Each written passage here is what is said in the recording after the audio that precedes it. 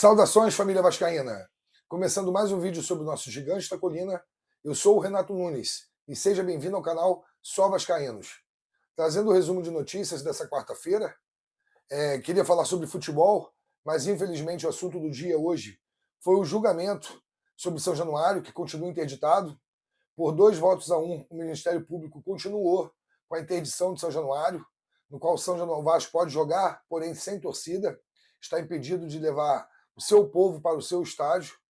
Uma decisão arbitrária. Estou gravando até um pouco mais tarde, de tão nervoso que eu fiquei durante toda a tarde. Estou até tomando chá de camomila para tentar ficar mais calmo, porque é uma decisão que, 100 anos depois, parece ter uma ironia do destino. 100 anos após aí a resposta da Carta Histórica, estão tentando fazer novamente com o Vasco, calar a voz do vascaíno, tentar acabar com o Clube de Regatas Vasco da Gama. São Januário é um patrimônio histórico do Rio de Janeiro, é o estádio que vai completar 100 anos. O São Januário está com 97 anos, vai completar 100 anos aí em 2027.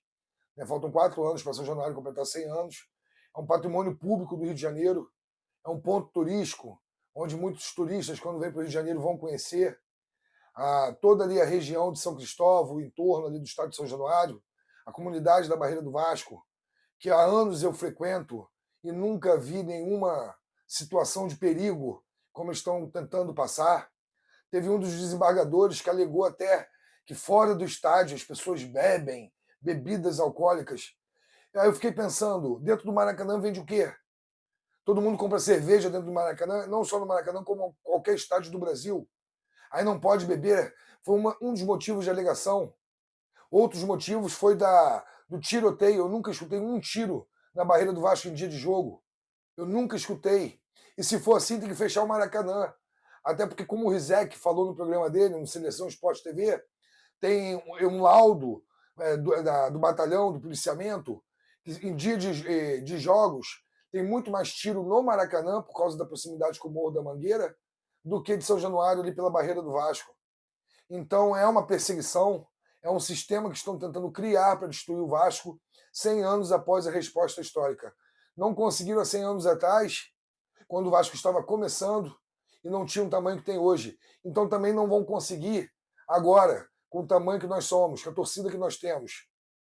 Vão tentar nos calar. Eu estou até controlando um pouco das minhas palavras para poder falar nesse vídeo, porque quem sou eu? Sou apenas um torcedor de um canal pequeno que está começando.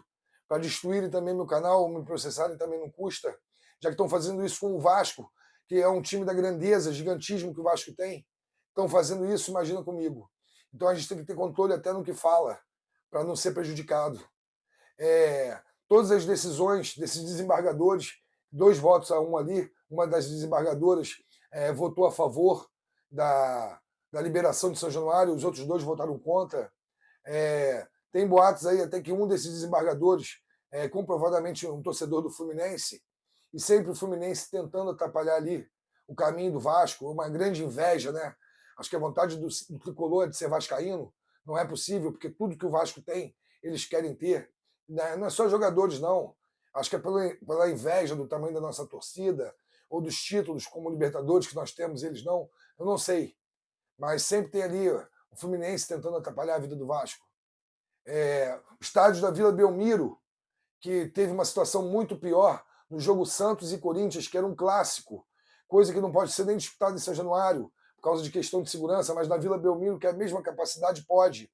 E contra a torcida do Corinthians, que todos sabem que é uma torcida bem violenta, por sinal, o clássico foi realizado lá, Santos e Corinthians.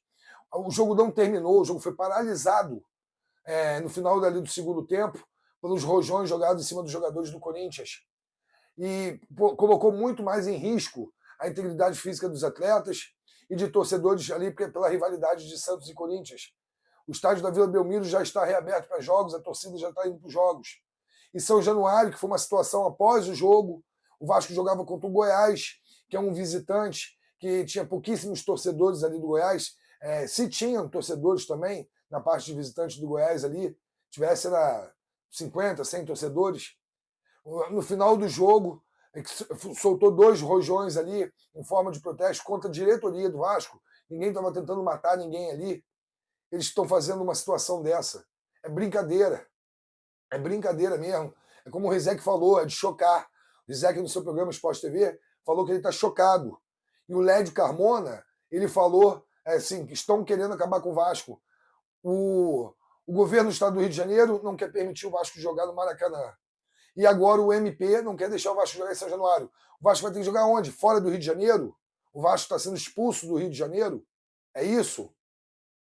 É isso? O Vasco está sendo expulso do Rio? Porque se não pode jogar no Maracanã e não pode jogar em São Januário, vai jogar onde?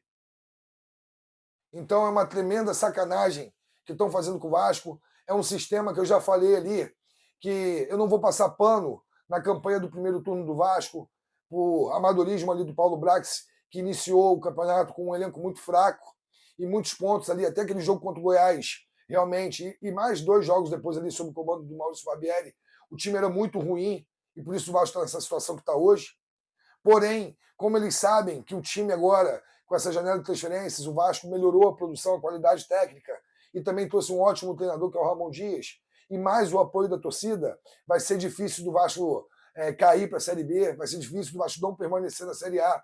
Então eles estão fazendo de tudo para tentar destruir o Vasco. Foi assim agora no jogo contra o Palmeiras, através da arbitragem, né, do senhor ali do juiz do domingo, que anulou o gol, do VAR que interviu, e agora sobre essa situação do MP embargando o estádio de São Januário. A Vila Belmiro, que foi pior, já está liberado. Eu gostaria de saber uma explicação sobre isso. O porquê São Januário não pode e a Vila Belmiro pode. Então, torcedor vascaíno, tomara que a diretoria do Vasco tome uma atitude de resposta, de firme, de pulso.